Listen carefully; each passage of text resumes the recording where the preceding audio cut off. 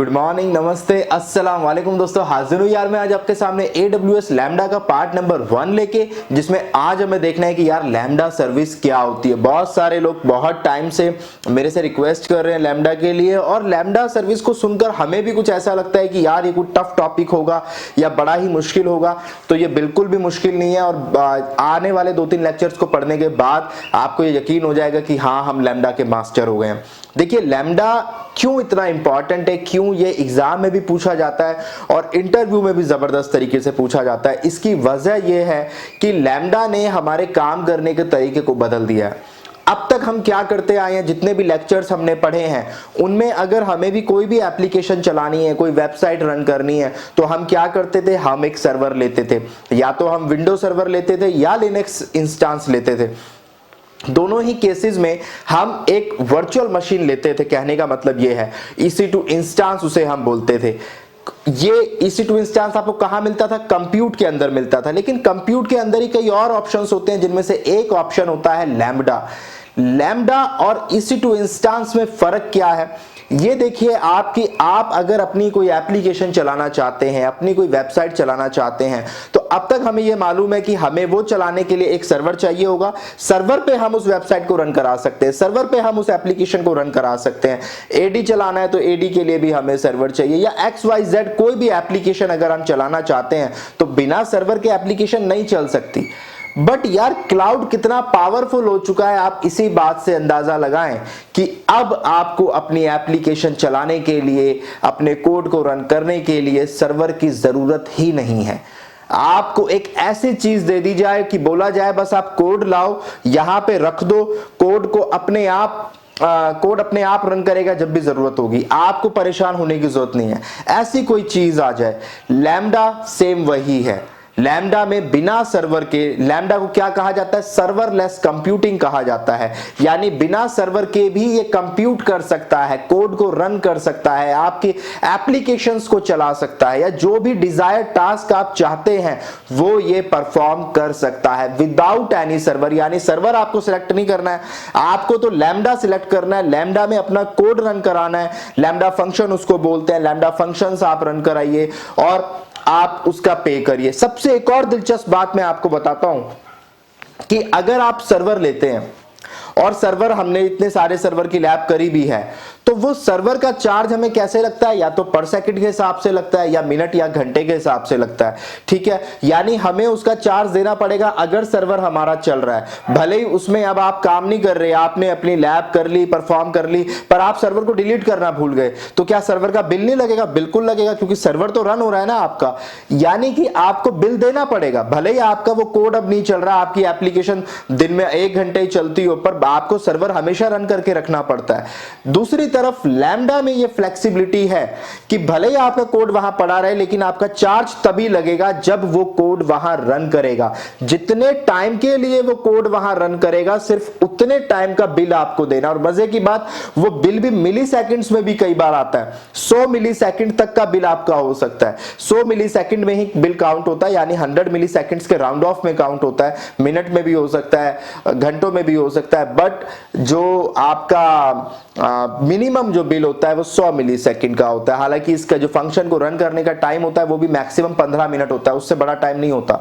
तो वो कोड उतने टाइम में रन हो जाता है, तो मैक्सिमम बिल आपका उसी हिसाब से बनता जाएगा। ठीक है, फिर कोड कितने मल्टीपल टाइम्स रन कर रहा है आपको उसका बिल देना पड़ेगा। लेकिन आपको ये बिल नहीं देना है कि आपको कंटिन्यूअस आपका कोड वहां 4 दिन रखा हुआ है तो 4 दिन का बिल देना है, बिल्कुल नहीं।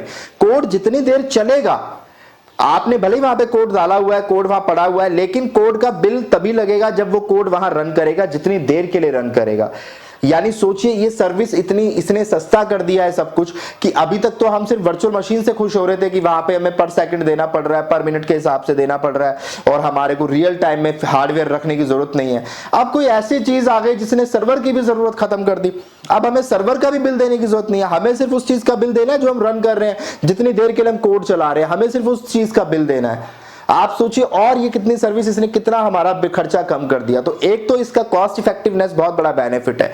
मैं प्रॉपर आपको डिफरेंसेस भी बताऊंगा EC2 इंस्टेंस और लैम्डा के बीच में आज के लेक्चर में। इवन इलास्टिक बीनस्टॉक जो हमारी एक सर्विस है उसका भी और इसके बीच के भी डिफरेंसेस मैं आपको क्लियर करूंगा। उसके साथ साथ बहुत सारे दिलचस्प इंपॉर्टेंट पॉइंट्स के साथ आज हम इस लेक्चर को शुरू कर रहे हैं।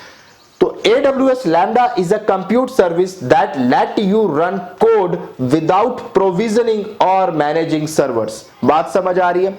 AWS Lambda is a compute service। compute service में कौन कौन सी आती है? अभी तक हमने कौन सी सर्विस पढ़ी है? सिर्फ EC2 इंस्टेंस पढ़ा है। आप जब लैब में जाते हैं तो कंप्यूट का ऑप्शन आता है, कंप्यूट में EC2 इंस्टेंस हम सिलेक्ट करते थे, बट वहां लैम्डा भी होता है और भी सर्विसेज होती हैं। आप देखिएगा आज कौन कौन सी सर्विस है।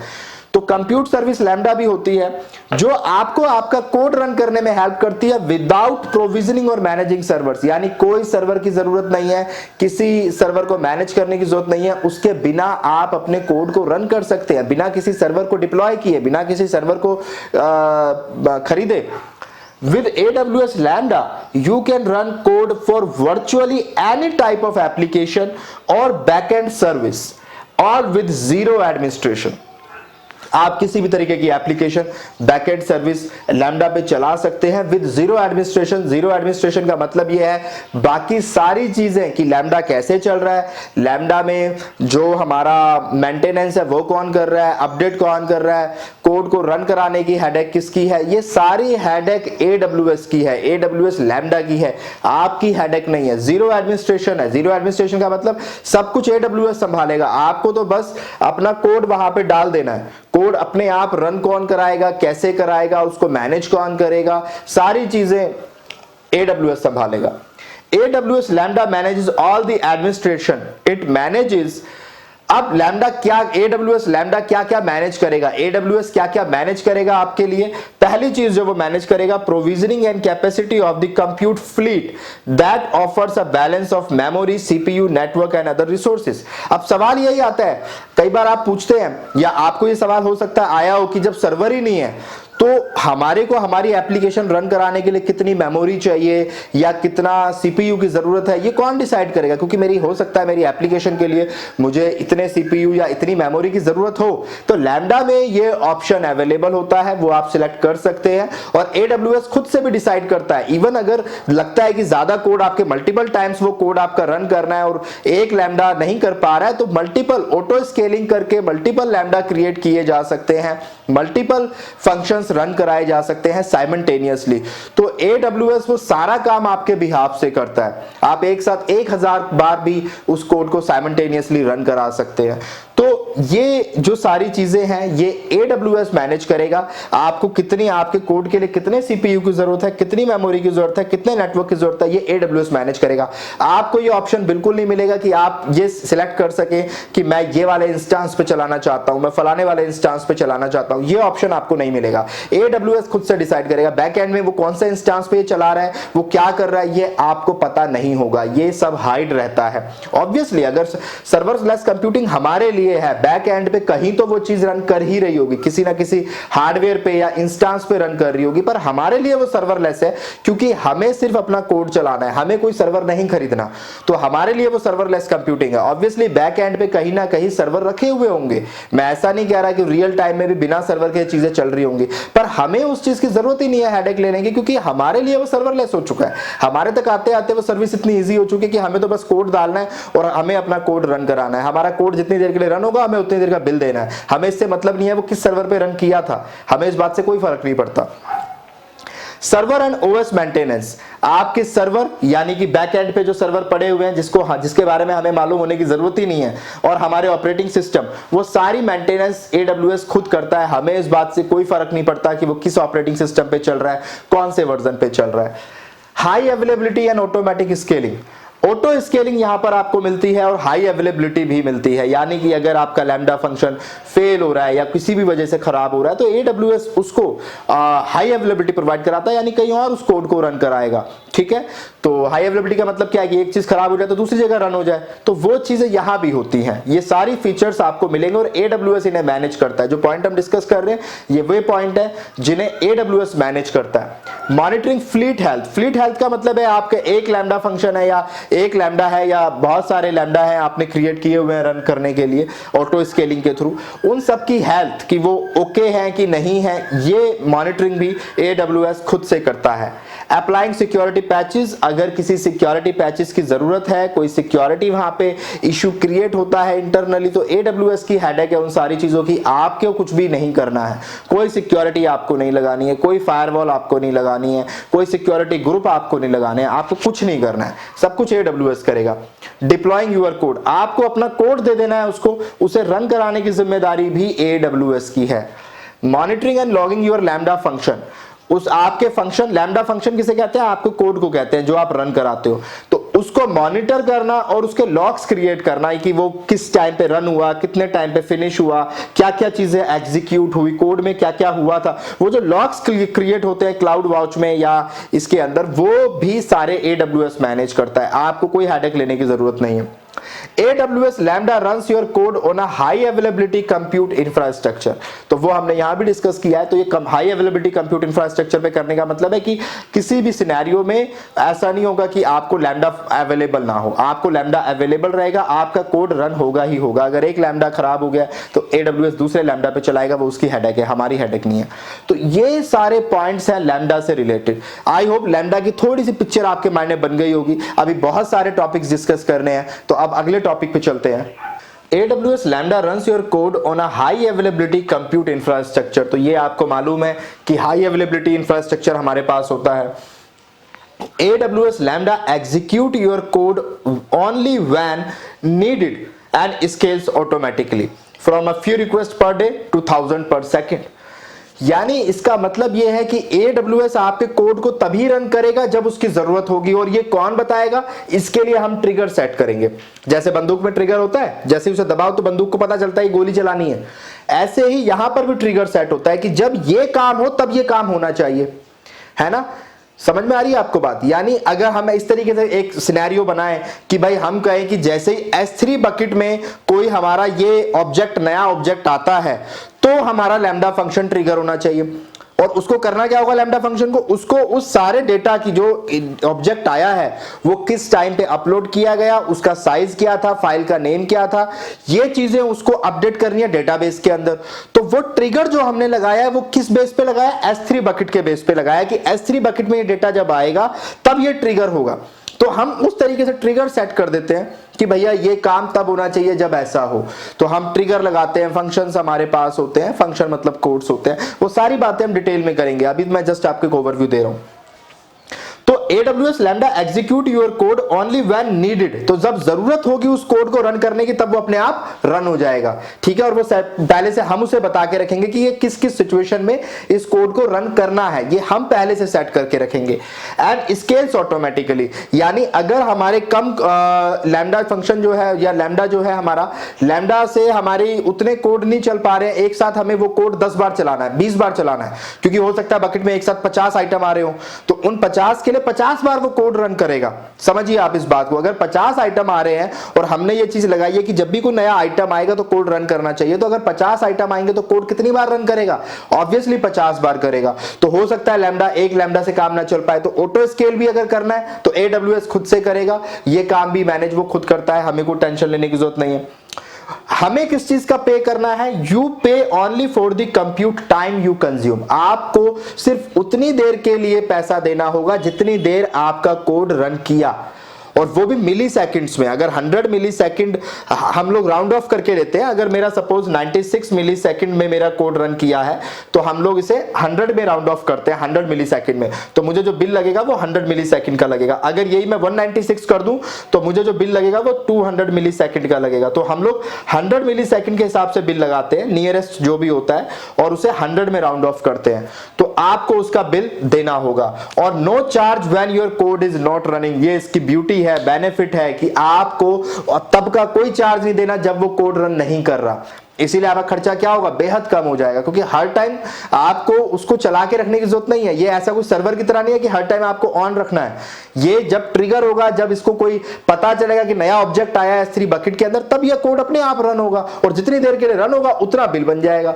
तो ऐसे टोटल जितनी बार ऑब्जेक्ट आते जाएंगे, जितनी बार डेटाबेस में अपडेट करता जाएगा, उस चीज का हम जितनी देर हमारा टोटल बिल बनेगा वो हमारे को मिल जाएगा मंथली बेसिस पे। All you need to do is supply your code in the form of one or more lambda functions to AWS lambda in one of the language. Lambda तो एक service का नाम है और लैम्डा फंक्शन वो code को कहते हैं जो हम उसमें रन कराते हैं अपने काम को कराने के लिए। तो ऐसा नहीं है कि आप कोड को किसी भी लैंग्वेज में लिख के दे दें, नहीं। AWS के अंदर एट प्रेजेंट 7 लैंग्वेजेस को सपोर्ट करता है। आप इन 7 लैंग्वेज में से कोड को डाल सकते हैं। उन 7 लैंग्वेजेस कौन सी हैं जिसमें आप कोड को लिख सकते हैं और लैम्डा में चला सकते हैं? पहली लैंग्वेज है Node.js, दूसरी है जावा, तीसरी पावरशेल, चौथी है C#, पांचवी है रूबी, छठी है पाइथन और सातवीं है गो लैंग्वेज, ये जो गूगल की अभी नई लैंग्वेज आई है। तो ये 7 लैंग्वेजेस को सपोर्ट करता है। इन 7 लैंग्वेजेस में अगर आपने कोड लिखा है तो वो इजीली रन कर जाएगा। किसी और लैंग्वेज का कोड एट प्रेजेंट सपोर्ट नहीं करता, बट ये जल्दी जल्दी कई सारे और लैंग्वेजेस को इसमें ऐड करने में लगा हुआ है। तो हो सकता है कि आने वाले टाइम में कुछ और लैंग्वेजेस ऐड हो जाए, तो वो आप चेक कर सकते हैं एग्जाम देने से पहले एक बार। And the service can run the code on your behalf। तो आप कोड लिखे, सर्विस आपके बिहाफ से AWS खुद रन करेगा, ठीक है। Typically, the life cycle for an AWS Lambda based application includes क्या क्या होगा। अगर एक लाइफ साइकिल की बात करें कि लैम्डा में क्या क्या होता है, तो सबसे पहले आप कोड लिखते हैं। ऑथरिंग कोड का मतलब है हमने कोड को लिख लिया, लिखने के बाद हमने डिप्लॉय कर दिया लैम्डा में, हमने लैम्डा में उस कोड को डाल दिया, डिप्लॉय कर दिया to AWS lambda, and then monitoring and troubleshooting. उसके बाद जब कोड वहां पे आ गया, अब वो काम AWS का है, उस कोड को कब रन कराना है, कैसे कराना है, और हम लाइफ साइकिल में क्या होगा आगे, मॉनिटरिंग होती रहेगी उसकी और ट्रबल शूटिंग की अगर जरूरत होती है। तो ये एक ओवरऑल, अभी इसको और डिटेल में जाएंगे, तो ये एक ओवरऑल लाइफ साइकिल है, छोटी सी आप कह सकते हैं ब्रीफ में। This is in exchange for flexibility, which means you cannot log into compute instances or customize the operating system or language runtime। ये आपको याद रखना है कि आप ना तो अपने इंस्टांस में एंटर कर सकते हो, ना आप उसके कस्टमाइज कर सकते हो उस इंस्टांस को कि मुझे ये इंस्टांस नहीं ये इंस्टांस चाहिए, ना ही आप अपने ऑपरेटिंग सिस्टम को चेंज कर सकते हो। लैम्डा किस ऑपरेटिंग सिस्टम में चल रहा है आपको नहीं पता चलेगा, आप कुछ नहीं करोगे। ये सारी चीजों का आपको कोई फर्क नहीं पड़ता, ठीक है। और फ्लेक्सिबिलिटी ये है कि आप क्या कोड चल रहा है, कौन सा इंस्टांस चल रहा है, कौन सा ऑपरेटिंग सिस्टम चल रहा है, उससे कोई फर्क नहीं पड़ता। आपकी लैंग्वेज, जिस भी लैंग्वेज में आपने कोड लिखा है वो वहां रन करेगा ही करेगा, ठीक है। If you do want to manage your own compute, you can use EC2 और इलास्टिक बीनस्टॉक। लेकिन अगर आपको कोई ऐसी सिचुएशन है जिसमें आप ये चाहते हैं कि मैं अपने इंस्टांस को या अपने इस सर्वर को मैनेज कर सकूं, ऑपरेटिंग सिस्टम मैनेज कर सकूं, या बाकी की सर्विसेज मैं उसकी रैम बढ़ा सकूं, मैं उसका ये बढ़ा सकूं, प्रोसेसर बढ़ा सकूं, तो फिर लैम्डा आपके लिए नहीं है। आपको EC2 इंस्टांस या इलास्टिक बीनस्टॉक का यूज करना चाहिए, क्योंकि वहां आपको कस्टमाइजेशन के ऑप्शन मिलते हैं। लैम्डा में ये ऑप्शंस आपको नहीं मिलते। लैम्डा में सिंपल आपको अपना कोड पुट करना है। लैम्डा में ऐसा नहीं है कि एक ये तरीके का लैम्डा है, ये तरीके का लैम्डा है, ये तरीके का लैम्डा है, आप अपने हिसाब से सिलेक्ट कर रहे हैं। लैम्डा एक सिंगल सर्विस है, आपको वो सिलेक्ट करनी है, ठीक है। तो यहां पे आपको बहुत सारे कस्टमाइजेशन के ऑप्शन नहीं मिलते हैं। अगर आपको कस्टमाइजेशन की जरूरत है तो वी रिकमेंड कि आप EC2 का इस्तेमाल करें या इलास्टिक बीनस्टॉक का इस्तेमाल करें, ठीक है। तो चलिए अब आगे कुछ बातें कर लेते हैं। अब जरा देखते हैं कि लैम्डा काम कैसे करता है। तो सबसे पहले first you upload your code to lambda in one or more lambda function. तो आपके पास अगर एक से ज्यादा कोड है तो आप उस हिसाब से मल्टीपल कोड्स बना सकते हैं। फॉर एग्जांपल आपने एक कोड ये अलग से बना लिया, एक ये बना लिया, एक ये बना लिया, एक ये बना लिया, आपके पास 4 कोड हैं, तो यानी 4 लैम्डा फंक्शन आपके पास है। चारों का अलग अलग काम है। हो सकता है ये आपको किसी और टाइम पे एग्जीक्यूट कराना है, ये वाला कोड किसी और टाइम पे, सिचुएशन के हिसाब से आपने अलग अलग कोड बनाए हुए हैं। तो first you upload your code to lambda in one or more lambda function. तो आप पहले अपने कोड अपलोड कर दें, अपने कोड आप लैम्डा में डाल दें। AWS Lambda will then execute the code in your behalf। अब AWS का काम है जब भी जिस सिचुएशन में उस कोड की जरूरत होगी वो उसको आपके बिहाफ से रन कराएगा। After the code is invoke, जैसे ही कोड रन हो जाएगा lambda automatically take care of provisioning and managing the required server. उसके बाद लैम्डा ऑटोमेटिकली उसको प्रोविजन करने का या मैनेज करने का या लॉग्स क्रिएट करने का सारा काम करेगा और आपके कोड को संभाल के रख लेगा। अगली बार जैसे ही दोबारा फिर जरूरत होगी फिर उस कोड को वो रन कराएगा और उस कोड का एग्जीक्यूशन कराएगा। तो ये एक सिंपल प्रोसेस है, बड़ा बेसिक सा प्रोसेस है। अभी हम और डिटेल में देखते हैं, बट उससे पहले अब हम देख लेते हैं कि लैम्डा कैसे EC2 इंस्टेंस से अलग है और क्यों हमें इसकी ज्यादा जरूरत है। अब जरा हम बात कर लेते हैं AWS लैम्डा की और Amazon EC2 इंस्टेंसेस में क्या क्या डिफरेंसेस होते हैं, दोनों एक दूसरे से कैसे अलग हैं।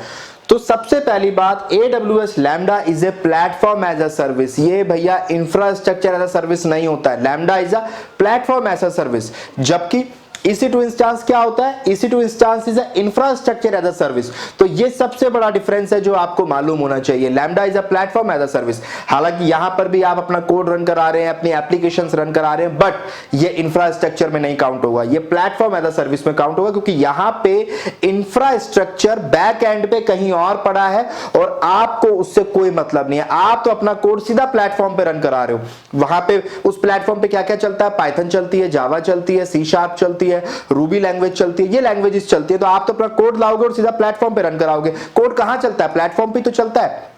तो यहां पे आपको प्लेटफॉर्म ही तो मिल रहा है, इंफ्रास्ट्रक्चर तो मिल ही नहीं रहा आपको। आप ये सिलेक्ट नहीं कर सकते कि मुझे ये वाला इंस्टेंस चाहिए या मुझे ये वाला ऑपरेटिंग सिस्टम पे कोड रन कराना है, मुझे फलाना रैम वाला ऑपरेटिंग सिस्टम चाहिए, ये तो ऑप्शन ही नहीं है। यानी इंफ्रास्ट्रक्चर तो आपके पास है ही नहीं, आपके पास उससे ऊपर के लेवल की चीज है। इंफ्रास्ट्रक्चर AWS खुद मैनेज कर रहा है।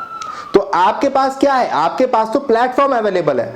तो lambda is a platform as a service, जबकि EC2 क्या है, EC2 is a infrastructure as a service.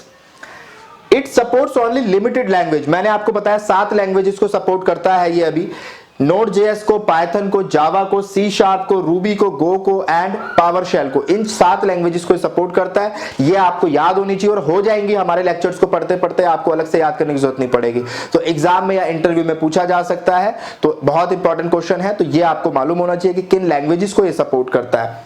दूसरी तरफ अगर मैं EC2 की बात करूं तो यहां ऐसा कोई मसला नहीं है, कोई भी लैंग्वेज हो दुनिया जहान की वो यहां आप चला सकते हो, कोई रिस्ट्रिक्शन है ही नहीं, क्योंकि वो आपका खुद का सर्वर है, आप जैसे चाहो वैसे रन कराओ। तो no environment restrictions, you can run any code और लैंग्वेज। तो यहां पे तो आप कुछ भी चला सकते हैं, बट यहां रिस्ट्रिक्शंस है लैम्डा में। एट प्रेजेंट ये 7 लैंग्वेजेस के कोड ही आपके रन करेंगे। Right your code and push the code into AWS lambda. तो आप अपना कोड लिखें और उसको अपना लैम्डा पे डाल दें, ठीक है, एज अ लैम्डा फंक्शन।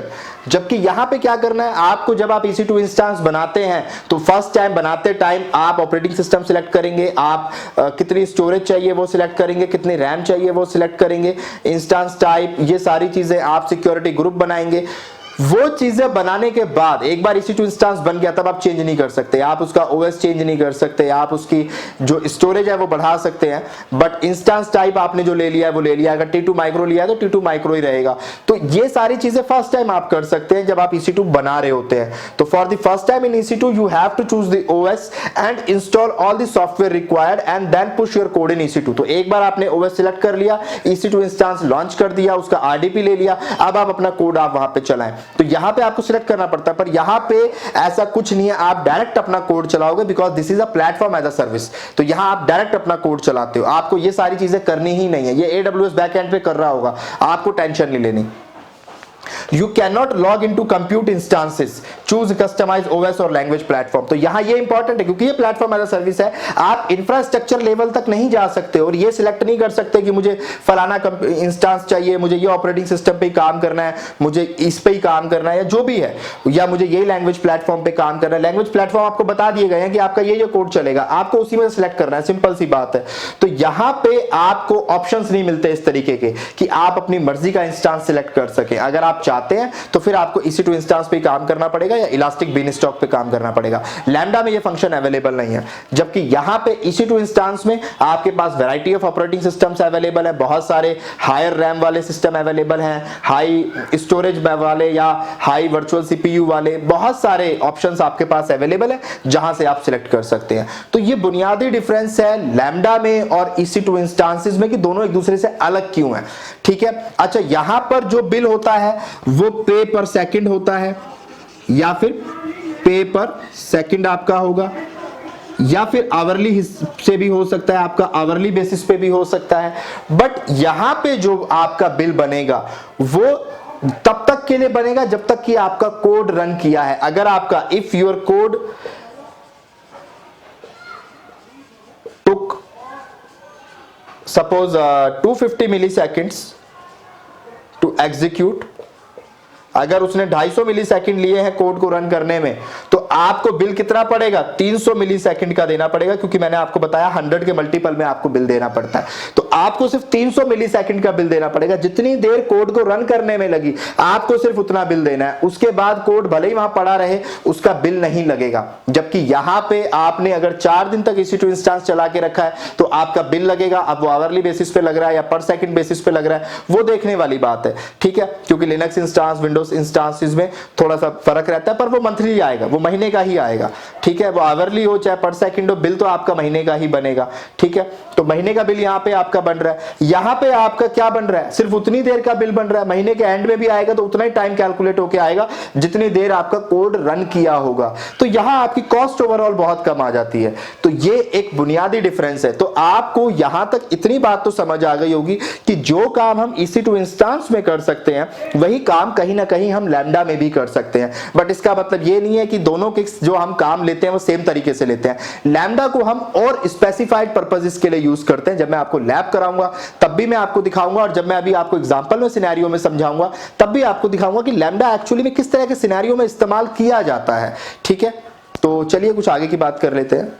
अब जरा एक बार उन इंपॉर्टेंट टर्म्स की बात कर लेते हैं जो हमारी लैब में हमें काम आने वाली है और आने वाले लेक्चर्स में हमें बेहद काम आने वाली है। तो उन टर्म्स के बारे में पता होना बेहद जरूरी है, जिनमें सबसे पहली टर्म है फंक्शन। फंक्शन क्या है यार, यही तो सब कुछ है। बिकॉज आप जो लैम्डा क्रिएट करेंगे वो आप लैम्डा फंक्शन क्रिएट करेंगे। तो जब हम लैब में जाएंगे तो हम एक अपना फंक्शन क्रिएट करेंगे। तो वो फंक्शन क्या है, जो काम हम करना चाहते हैं उसको हम फंक्शन या लैम्डा फंक्शन कहते हैं। तो a function is a resource that you can invoke to run your code in AWS Lambda। तो यही तो वो चीज है, वो फंक्शन है जो हम काम करवाना चाहते हैं। तो हम लैम्डा तो एक सर्विस है, उस सर्विस का हम इस्तेमाल अपने फंक्शन के अकॉर्डिंग करेंगे। हमारा फंक्शन हम चाहते हैं ऐसे ऐसे काम करे, ये चीज ऐसे ऐसे काम करे, हम ये काम लैम्डा से करवाना चाहते हैं, तो उस काम को क्या कहेंगे, हम फंक्शन कहेंगे। लैम्डा फंक्शन कह सकते हैं, नॉर्मल फंक्शन कह सकते हैं। तो function is a resource that you can invoke to run your code in AWS lambda. तो बेसिकली हम लैम्डा में लैम्डा फंक्शन ही क्रिएट करते हैं। सबसे पहले जब हम क्रिएट करेंगे तो क्रिएट फंक्शन का ऑप्शन आएगा, तो आप अपना फंक्शन क्रिएट करते हैं। ए फंक्शन हैज कोड, तो उस फंक्शन में हम क्या डालेंगे, कोड डालेंगे। दैट प्रोसेसेस इवेंट्स, जो क्या करेगा, हमारे इवेंट्स को प्रोसेस करेगा। इवेंट मतलब तरह तरह की एक्टिविटीज जो है, हम जो जो काम करवाना चाहते हैं वो इवेंट को प्रोसेस करेगा। And a run time that passes request and responses between lambda and the function code, ठीक है। तो run time that passes request का मतलब है कि जिस भी लैंग्वेज में आपने अपना कोड लिखा है वो उसको प्रोसेस करेगा और आगे उसको एग्जीक्यूट कराएगा जिस भी तरीके से कराना है। तो फंक्शन का मतलब यही है, जो काम आप कराना चाहते हैं लैम्डा से वो आपका फंक्शन कहलाएगा या लैम्डा फंक्शन कहलाएगा। रन टाइम का मतलब है वो लैंग्वेजेस जो सपोर्ट करती हैं AWS लैम्डा में, यानी कि पाइथन, जावा, C#, रूबी, गो लैंग्वेज, ये सारी जो लैंग्वेजेस हैं ये हम रन टाइम कहते हैं। रन टाइम का मतलब कौन कौन सी लैंग्वेजेस सपोर्ट करती हैं, किन किन लैंग्वेजेस में मैं लिख सकता हूं अपने कोड को, उसे हम रन टाइम कहते हैं। तो lambda run time allow functions in different languages. तो वो डिफरेंट लैंग्वेजेस आपको पता है वो 7 लैंग्वेजेस होती हैं, आपको याद भी होनी चाहिए।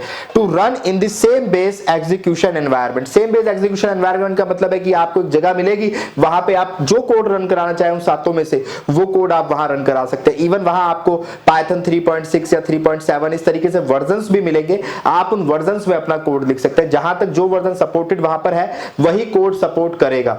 अगर आप किसी आउटडेटेड या बहुत न्यू वर्जन को कोड लिखकर ला रहे हैं और वो वर्जन वहां पे अवेलेबल नहीं है तो कोड सपोर्ट नहीं करेगा। तो रन टाइम वो बेसिकली लैंग्वेजेस हैं, वो सपोर्टेड लैंग्वेजेस हैं जिसमें आप अपना कोड रन करा सकते हो, इसीलिए इसको रन टाइम कहा गया है। Lambda run time allow functions in different languages to run in the same based execution environment. The runtime sits in between the lambda service and your function code. तो run time basically क्या करता है, वो lambda service और आपके function code के बीच में बैठा हुआ है। एक्चुअली में वो पाइथन का, सपोज करें पाइथन रन टाइम है, तो वो पाइथन बेसिकली क्या कर रहा है, वो पाइथन का प्लेटफॉर्म, वो आपको एक प्लेटफॉर्म प्रोवाइड करा रहा है कि पाइथन का कोड चल सके। तो बेसिकली वो लैम्डा के बीच में बैठा हुआ है और आपके कोड के बीच में बैठा हुआ है, और वो उस कोड को रन करा रहा है लैम्डा के लिए। तो basically it sits in between the lambda service and your function code, relying invocation events context information and responses between the two. और बाकी फिर कैसे रेस्पॉन्स करना है, वो कोड कैसे रेस्पॉन्स करेगा, ये सब रन टाइम का काम है। कोई एरर आएगा तो रन टाइम आपको बताएगा कि ये एरर आ रहा है, आपके कोड में ये खराबी है। तो वो सारी चीजें रन टाइम देखता है बैठ के, सिट करके। हालांकि ये कुछ होता नहीं है, ये लॉजिकल होती है सारी चीजें, बट टर्म्स का मतलब आपको पता होना चाहिए। इवेंट का मतलब क्या होता है, इवेंट कुछ नहीं है, इवेंट एक JSON फॉर्मेटेड डॉक्यूमेंट है that contain data for a function to process, तो उसे हम इवेंट कहते हैं। बट ये इवेंट कहां से जनरेट होता है, इवेंट सोर्स से जनरेट होता है। ठीक है, तो इवेंट तो एक JSON फॉर्मेटेड डॉक्यूमेंट आप कहने पर, इवेंट सोर्स ज्यादा इंपॉर्टेंट है, या ट्रिगर जिसे हम कहते हैं। इवेंट सोर्स या ट्रिगर दोनों एक ही बात है। ये बेसिकली क्या है, देखिए दो टर्म्स आपको यहां इंपॉर्टेंट है, एक इवेंट सोर्स और एक डाउन स्ट्रीम सोर्स रिसोर्स। ये दो चीजें इंपॉर्टेंट है। जब आप अपना फंक्शन क्रिएट करेंगे, सपोज आपने अपना फंक्शन या सेंटर में क्रिएट किया, तो लेफ्ट साइड में आपको इवेंट सोर्स नजर आएंगे लैब में, और राइट साइड में आपको डाउन स्ट्रीम रिसोर्स नजर आएंगे। जो लेफ्ट साइड में आपको चीजें नजर आएंगी, इवेंट सोर्स नजर आएंगे, वो आपके ट्रिगर होंगे। वो S3 हो सकता है, SNS हो सकता है, SQS हो सकता है, DynamoDB हो सकता है, कुछ भी हो सकता है। वो ट्रिगर है। ट्रिगर मतलब कि भैया ये जो मेरा फंक्शन है, ये जब ट्रिगर करेगा, ये ट्रिगर जब आएगा पिक्चर में, जब भी आएगा, यानी ये काम जब करेगा, उसके लिए हम क्या करेंगे कि हम एक ट्रिगर अपना जनरेट करेंगे कि भैया ये जैसे ही S3 के अंदर ये फलाना काम हो, तो ये इवेंट जो है ट्रिगर हो जाए। ठीक है, यानी ये काम होने लगे। तो बेसिकली हम वो ट्रिगर वहां पे लगा देते हैं। वो ट्रिगर की हम एक ये कह लें कि ये काम तब होना चाहिए जब ये काम हो, that is known edge trigger. तो an AWS service such as Amazon SNS or a custom service that triggers your function and executes its logic। तो ये वो आप सर्विस कह सकते हैं कि ये काम जब होगा तब ट्रिगर कर दो आप, तब ये फलाना काम स्टार्ट कर दो, जैसे ये काम हो जाए तो ये काम स्टार्ट कर दो। ऐसा होता है ना, जैसे कहते हैं शादी में कि बाराती आते ही खाना खोल दो, खाना स्टार्ट कर देना जैसे ही बाराती एंटर करे, तो वो बाराती जो आ रहे हैं वो ट्रिगर है। ठीक है, और जिन्होंने खाना स्टार्ट कर दिया वो फिर हमारा फंक्शन है। ठीक है ना, तो शादी में भी फंक्शन ही उसे हम बोलते हैं। तो चलो मुझे खाने की बातें याद आ गई चलिए, वैसे बड़े दिन हो गए शादी वादी में गए नहीं यार। शादियों की दावतों का ना मजा ही अलग है। और हम लोग तो अपने कॉलेज में फर्जी शादी कहते हैं ना, फर्जी दावत, वो बड़ी मारा करते थे। हम लोग चले जाते थे रात में कोट वोट पहन के, और बड़ा एंजॉय करते थे, शादी में खा पी के आते थे। एक लिफाफा साथ में रखते थे, कोई पकड़ ले तो दिखा दे। हालांकि हमें ये नहीं पता होता था कि किसकी तरफ से हम हैं या किसकी शादी है, पर कई बार हम नाम देख के जाते थे बाहर। शादी के बाहर ना लिखा रहता है कि सपोज प्रियंका वेट्स मनोज या समथिंग करके, तो हम वो नाम पढ़ लेते थे कि हाँ जी हम ना प्रियंका की तरफ से आए हैं, ये रहा आपका कार्ड, वो शादी का लिफाफा, और हम दावत खा के आते थे आराम से, लिफाफा फिर वापिस आ जाता था। ठीक है, तो चलिए अच्छी बात है।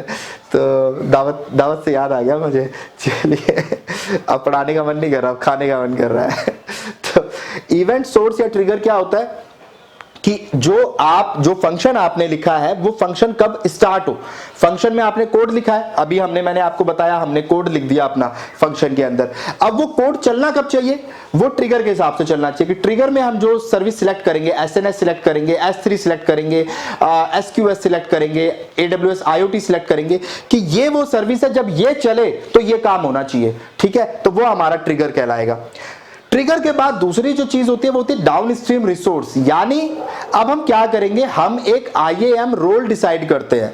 IAM रोल क्या करेगा, हम ये कहते हैं हमारे फंक्शन को, लैम्डा को कहते हैं कि भाई हम जब लैम्डा क्रिएट करते हैं तभी हम रोल सिलेक्ट कर लेते हैं। उसमें हम ये बताते हैं कि आपको परमिशन है S3 बकेट में जाने की। हम एक रोल क्रिएट करेंगे कि हमारा लैम्डा फंक्शन S3 बकेट में जा सकता है, और या हमारा लैम्डा फंक्शन DynamoDB में जा सकता है और ये राइट कर सकता है, ये इंफॉर्मेशन, ये फलाना इंफॉर्मेशन ये वहां राइट कर सकता है। हम एक रोल क्रिएट करेंगे उसके लिए। तो डाउनस्ट्रीम रिसोर्स में क्या होगा बेसिकली कि जब ये इवेंट सोर्स होगा, ट्रिगर होगा, जब वो फलाना काम होगा, तो ये अपना काम स्टार्ट कर देगा। जैसे ट्रिगर हो जाएगा सर्विस पे, वो काम बंदा कर देगा। सपोज उसने S3 में ऑब्जेक्ट डाल दिया, वो ट्रिगर हो गया, ठीक है। तो वो ट्रिगर हमारा क्या था, S3 सर्विस थी। तो हमने कहा कि भाई जैसे ही S3 में डेटा आ जाए तो डाउनस्ट्रीम रिसोर्स का क्या काम है, हमने इसको रोल असाइन किया हुआ है, हमने अपने फंक्शन में वो रोल पहले असाइन किया हुआ है कि डायनामोडीबी में आपको जाना है और वहां जाके आपको जो भी ऑब्जेक्ट अभी आया है, जो उस बंदे ने डाला है, जो ट्रिगर किया है, जो ऑब्जेक्ट आया है उसका नाम क्या था उस फाइल का, उसका साइज कितना है फाइल का, वो किस टाइम पे उसने अपलोड किया है, वो तुरंत आप डायनामोडीबी में लिख दो, कॉपी कर दो वो इंफॉर्मेशन। तो दैट इज डाउनस्ट्रीम रिसोर्स की ट्रिगर होने के बाद जो काम होना है उसे हम डाउनस्ट्रीम रिसोर्स कहते हैं कि अब हमें क्या करना है। तो हमें डायनामोडीबी में उस इंफॉर्मेशन को डालना है। तो पहले ट्रिगर होगा, फंक्शन पहले हमारे सबसे पहले फंक्शन बना है, फंक्शन ट्रिगर होगा, जब भी वो ट्रिगर होगा तब ट्रिगर होने के बाद, कंप्लीट होने के बाद डाउनस्ट्रीम रिसोर्स क्या करेगा, अब हमारा लैम्डा फंक्शन उसको एक्सेस करेगा, क्योंकि हमने IOM रोल बनाया हुआ है, हमने उसको एक्सेस दिया हुआ है, हम पहले अलाउ कर देंगे। तो अब वो वहां जाके वो सारी इंफॉर्मेशन कॉपी कर देगा, ठीक है। तो डाउनस्ट्रीम रिसोर्स क्या होते हैं, an AWS service such as DynamoDB table और S3 bucket that your lambda function calls when it is trigger. तो लैम्डा फंक्शन कॉल करेगा इसको कि भैया S3 बकेट में सामान आ गया, उसकी इंफॉर्मेशन आप कॉपी करें, उसका जो मेटा डेटा है यानी उसका नाम, उसका साइज, फाइल का नाम क्या है, किस टाइम अपलोड हुई है, किसने अपलोड की है या किस लोकेशन पे अपलोड हुई है, ये सारी चीजें आपने DynamoDB में डालनी है। तो हमारा डेटाबेस क्रिएट होता जाएगा, जो जो बंदा इंफॉर्मेशन डालता जाएगा वो डायनामोडीबी में आती जाएगी। तो इसको कॉल कौन करता है, लैम्डा फंक्शन कॉल करता है और उसके लिए हम IAM रोल क्रिएट करते हैं, ठीक है। फिर एक टर्म होती है कॉनकरेंसी। ये कुछ नहीं है, कॉनकरेंसी का मतलब ये है, देखिए एक इंपॉर्टेंट बात मैं आपको बता दूं कि अगर सपोज करें यहां मेरा एक यूजर है और वो एक HTTPS रिक्वेस्ट करता है किसी भी सर्विस के लिए, तो एक रिक्वेस्ट आई है तो लैम्डा फंक्शन भी एक ही क्रिएट होगा, ठीक है। एक लैम्डा फंक्शन क्रिएट होगा, ट्रिगर होगा यानी कि, क्योंकि सर्विस एक आई है। पर अगर एक साथ दो सर्विस आती हैं, दो यूजर एक साथ सर्विस करते हैं किसी भी काम के लिए, सपोज करें, या सपोज करें वो S3 बकेट में डेटा अपलोड कर रहे हैं, दो बंदे एक साथ अपलोड कर रहे हैं अलग अलग जगह से, तो अब दो रिक्वेस्ट आई HTTPS पे, दो रिक्वेस्ट आई, ठीक है। अब इस केस में कितने लैम्डा फंक्शन ट्रिगर होंगे या कितने लैम्डा फंक्शन स्टार्ट हो जाएंगे।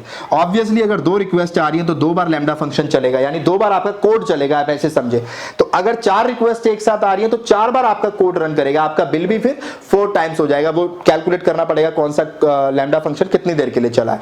तो आपकी जितनी टाइम सर्विस आती है साइमल्टेनियसली उतनी टाइम आपका कोड रन करेगा। अगर चार रिक्वेस्ट आ रही है तो चार बार आपका कोड रन करेगा, लैम्डा फंक्शन रन करेगा, या चार लैम्डा फंक्शन आपके क्रिएट हो जाएंगे, आप ऐसे समझे। तो कॉनकरेंसी का मतलब है कि number of request that your function is serving in any given time. एक टाइम पे नंबर ऑफ रिक्वेस्ट कितनी सारी सर्व कर सकता है। तो यहां पे जो लिमिट होती है वो हमारी 1000 की लिमिट होती है, डिफॉल्ट लिमिट, कि 1000 आप एक साथ 1000 बार वो कोड आप कॉन्करेंट एक साथ 1000 टाइम आप वो रन कर सकते हैं। तो वो कोड जो आपका सिंगल कोड जो आपने डाला हुआ है फंक्शन में, वो 1000 बार, कॉनकरेंसी का मतलब है कि वो कितनी बार रन कर सकता है साइमल्टेनियसली एक साथ, तो 1000 बार वो रन कर सकता है। तो वो कॉनकरेंसी होती है। तो कुछ ये इंपॉर्टेंट टर्म्स थी जिन्हें हमें सीखना था। बहुत कुछ है लैम्डा में और मैं कोशिश करूंगा कि आपको सब कुछ पढ़ा दूं, सारी डिटेल पढ़ा दूं, जो मुझे नहीं लगता कि कहीं और आपको मिल पाएगी, कहीं नहीं मिलेगी, किसी प्लेटफॉर्म, किसी इंस्टीट्यूट, कहीं जाने की जरूरत भी नहीं है। गलती से जाना भी मत, बेकार में पैसे खराब होंगे आपके। और मैं नहीं चाहता कि इतनी मेहनत करने के बाद भी आपने कहीं पैसे फंसा दो या खराब करो। आपने सिर्फ हमारे वीडियोस को देखना है और ज्यादा से ज्यादा प्रैक्टिस करनी है। जब मैं लैब कराऊंगा ना तो आपको समझ आएगा फंक्शन कहां है, ट्रिगर कहां पे है, डाउनस्ट्रीम रिसोर्स कहां है, ये सब कुछ समझ आएगा, कोई मसला नहीं है। अगर अभी डाउट भी है तो अभी आप सिर्फ लेक्चर को देखो, मेरी बातों को सुनो, एंजॉय करो, ठीक है ना। बीच बीच में दावत की भी बात हुई थी, मौज मस्ती की भी बात है। चलिए बात को किसी खूबसूरत शेर के साथ खत्म करते हैं। चलिए आज अहमद फराज साहब की बात कर लेते हैं और उनके कुछ मुख्तलिफ अशार हैं जो मुझे याद आते हैं कि किसी को घर से निकलते ही मिल गई मंजिल, किसी को घर से निकलते ही मिल गई मंजिल, कोई हमारी तरह तमाम उम्र सफ़र में रहा, उसको जुदा हुए भी ज़माना बहुत हुआ, उसको जुदा हुए भी ज़माना बहुत हुआ, अब क्या कहें ये किस्सा पुराना बहुत हुआ। चला था जिक्र ज़माने की बेवफाई का, चला था जिक्र ज़माने की बेवफाई का, सो तुम याद आ गए वैसे ही। और आजकल की हुकूमत के ऊपर एक शेर उन्होंने बड़ा अच्छा लिखा था कि हमने मांगी थी उजाले की फ़कत एक किरण फराज, हमने मांगी थी उजाले की फ़कत एक किरण, तुमसे ये किसने कहा कि आग लगा दी जाए। शेर उन्होंने बड़ा अच्छा कहा था, बड़ी खुददारी वाला, कि तू मोहब्बत से कोई चाल तो चल, तू मोहब्बत से कोई चाल तो चल, हार जाने का हौसला है मुझे। तो जब इंसान किसी के लिए हार जाना चाहे, तो चलिए शेर व शायरी का ये दौर भी चलता रहेगा इन लेक्चर्स के साथ। ज़रूर बताइएगा लेक्चर्स आपको कैसे लग रहे हैं। लेक्चर को शेयर करना ना भूलें, फेसबुक पे ज़रूर शेयर करें इस लेक्चर को। सिर्फ इतनी सी दरख्वास्त आपसे है, रिक्वेस्ट आपसे है। ख्याल रखें अपना और दुआओं में याद रखें।